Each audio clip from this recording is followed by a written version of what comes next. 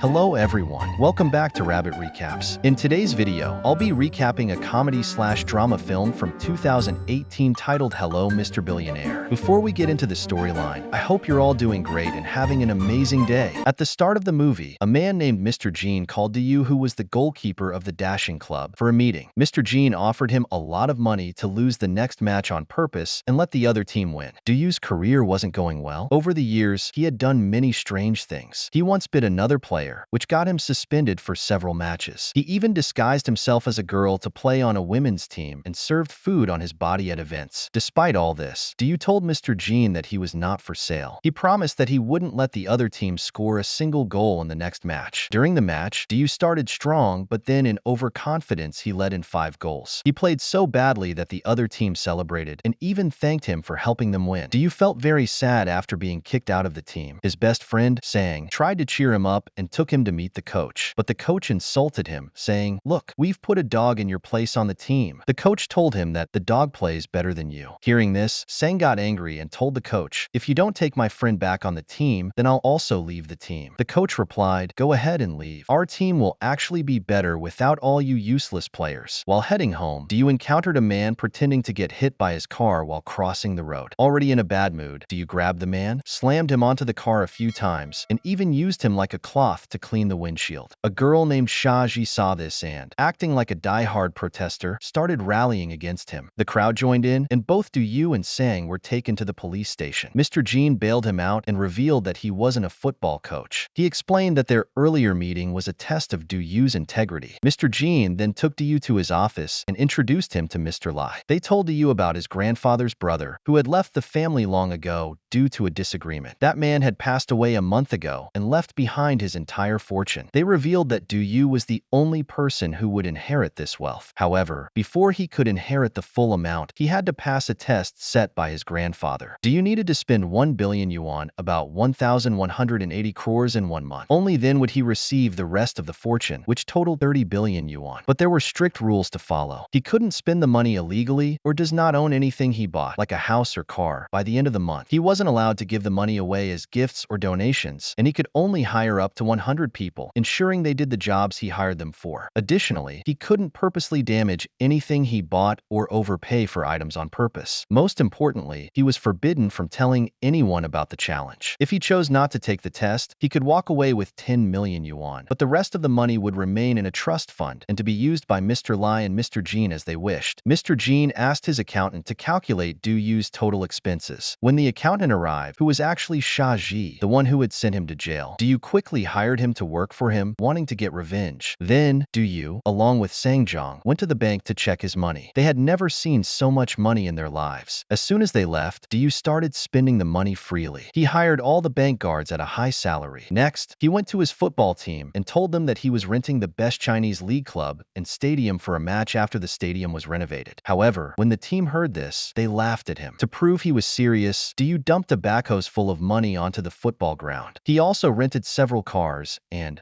with his entire team, headed to the hotel. They all arrived at a luxurious hotel. Although the hotel was only for members, Duo-Yu and Sangjong paid extra money to rent the entire hotel for a month. The manager, happy with the offer, took everyone to the dining room because Duo-Yu could now spend money on his employees. After renting the football team, they were technically all part of his crew. Duo-Yu announced that he was starting an investment company with Sangjong as the CEO. Hearing this, Sangjong became very emotional, but Duo-Yu made him CEO because he believed Sangjong was a fool who would waste all the money. Duo-Yu then went all out, spending money on everything from expensive haircuts to luxury cars, furniture, and clothes. He spared no chance to waste money. Shaji, trying to help, warned him that if he kept spending this way, he would run out of money in just 6 months, which was 5 months later than Duo-Yu had planned. At that moment, Shaji's boyfriend, Jianlu, arrived and started lecturing about how people shouldn't chase after money. Hearing this, Duo-Yu quickly pulled out a large amount of money from his safe and offered it to Jianlu, saying, "Take this money and stop being a teacher. Come work for me." Seeing so much money, Jianlu was easily convinced and happily agreed, even taking a drink. Shaji was shocked by his sudden change and, feeling disappointed, broke up with him and left. At Duo-Yu's investment company's first meeting, he encouraged everyone to invest heavily in sectors that were losing money. Just then, a strange man entered, asking for funding for his crazy invention, a device that allowed people to walk on air. Realizing this could be a big failure, Duo-Yu still decided to give him massive funding. After that, that, he started a Shark Tank kind of show where he funded every idea presented. The next day, while Duo was getting a massage, a famous actress tried to flirt with him. He tried to stop her, but she wasn't listening. Just then, Shaji entered and caught them. The next day, Duo met Mr. Jean and Mr. Lai at the golf course, and he realized that they had probably been sent to make sure he lost the challenge. During lunch, while everyone else was served a lavish meal, Duo served Mr. Jean and Mr. Lai instant noodles, as per the rules of the challenge, where he could only spend on his employees. Duo also spent a lot of money to bring an American business strategist, Mr. Lafitte, to China. During dinner, he asked him to suggest a business where all the money could be wasted. Mr. Lafitte was upset by the request and said he only trains people for success, not failure. He left angrily without eating. Duo never missed an opportunity to spend money. He even arranged expensive services for every part of his body. During a meeting, he learned that he had invested in companies and their stock prices were soaring, making his investment firm a huge success. Hearing this, Duo's mood turned sour. Meanwhile, Shaji was sitting alone at home, celebrating her birthday. Just then, Lu came with a bouquet of flowers. Shaji thought he was there to wish her a happy birthday, but he was actually asking her for a recommendation for funding his idea. Shaji smashed the cake in his face and then went to Duo, who was busy organizing a fireworks show to spend more money. The sky was filled with vibrant colors, and Shaji, seeing this, was happy. She told Duo it was her birthday, and he took the opportunity to say, "I know, that's why we're setting off the fireworks." The next day, Shaji saw that Duo had put up posters of her all over the city, with messages to give him a chance to win her heart. He had even placed the same message on TV, radio, and hot air balloons. People started treating Shaji like a celebrity, asking for photos with her. She called Duo to ask him to take down the posters, but he refused. As she was heading to the hotel, she saw the same man who had caused her to report Duo to the police earlier, and she realized Duo was saying the truth. Duo had arranged for a private concert in the hotel where Shaji's favorite singer performed. They enjoyed the evening together. Later, Duo took Shaji out for dinner, where they played football and went for a romantic walk by the river. The next day, when Duo saw his team partying instead of practicing, he asked them about the cause of their happiness. They told him that their investment company had made a profit of 10 billion yuan. In anger, Duo punched the man and then jumped into a river. He realized that if he had even 1 yuan left at the end of the month, he wouldn't get a single money. Suddenly, an idea struck him. He called the media and announced that he was launching an insurance scheme for overweight people. Anyone could register for just 1 yuan, and the company would pay them 1 yuan for every gram they lost. If someone lost 1 kilogram, they would receive 1,000 yuan. Mr. Lai and Mr. Jean were furious, but since insurance was a legal business, it was completely within the rules. People from the entire city signed up for the program and started working on losing weight. They began using stairs instead of elevators. Duo was awarded Humanitarian of the Year, though he told the crowd on stage that he was doing it for himself, not for humanity. Everyone thought he was just showing off. On the day of the football match, the captain of the Hentai Club claimed that his team would score at least double digits against this weak team. Despite having fewer supporters, the Hentai Club made a grand entrance by helicopter. When the match began, Sang Wang faked an injury to get the best player from the Hentai Club sent off with a red card. However, despite this setback, they scored 8 goals before halftime. To protect his team's honor, Duo told them to do whatever it took to avoid a defeat by double digits. The match resumed, and determined players gave their all, refusing to let in more than 10 goals. Their passion inspired the supporters of the opposing team to cheer for them. After, the coach himself went onto the field to play but slipped and injured his back. Despite this, he managed to stop the other team from scoring their 10th goal. After the match ended, there was a wave of happiness among the spectators and the entire team. After the match, Duo received a phone call from an unknown person who claimed to have kidnapped Shaji. The person threatened to kill her unless Duo paid $10 million by the next morning. Duo was in a big problem. If he gave the money to the kidnappers, he would break the rules of the challenge and fail the test. However, in reality, this was the final test set by his grandfather to see if he would value human life more than money. Mr. Jean had complete trust in Duo, believing that he would give the money to save Shaji. Meanwhile, Duo was enjoying himself. In the morning, Mr. Jean and Shaji were about to leave in disappointment. They found Duo sitting on the stairs, crying with the money beside him. His grandfather's final video was played, and Mr. Jean informed Duo that he had now become the owner of $30 billion. The final video played, and Mr. Jean informed Duo that he had become the owner of $30 billion.